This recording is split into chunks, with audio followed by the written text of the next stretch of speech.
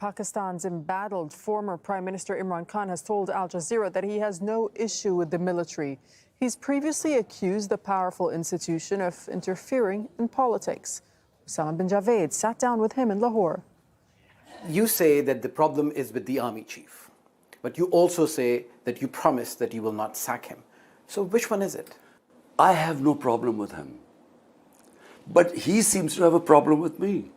There's something floating out on the social media about some statement or allegations he's made against me, which are quite worrisome because that's what he thinks about me. But it's his problem. There's some reason why he has decided that whatever happens, Imran Khan cannot come into power. Army is an institution. You don't directly, what is the word? I mean, you do not want to interfere with it to affect it like all our other institutions have been weakened.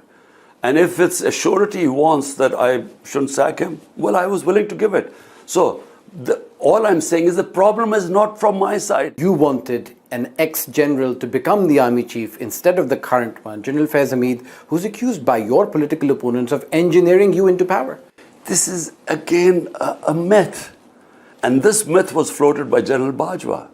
I never, a year before the appointment of the army chief, I never even thought about who should be the army chief. For a start, apart from General Faiz, I didn't know any of the other contenders. When I knew General Bajwa was trying to oust me, I knew that the conspiracy was going on. I should have then removed him because I could have denotified him. But despite knowing all that, I said, I'm not going to interfere with the army. And so, all I'm saying is that what is happening right now is not because of me. It's nothing I have done to antagonize the army chief.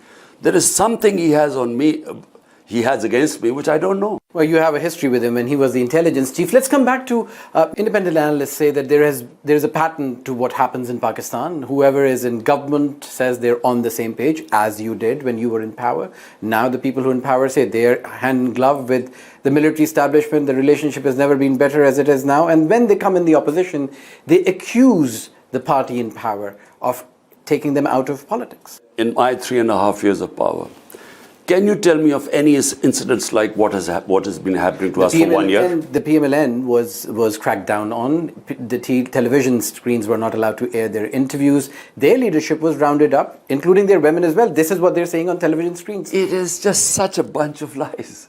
First of all, during our time, there were only 5% of the cases against them. 95% of corruption cases against the PML leadership was from their own time. Nawaz Sharif's 2 sons ran away from Pakistan during their government. You allowed Nawaz to leave though? No, but first of all the 95% of the corruption cases were when we inherited them.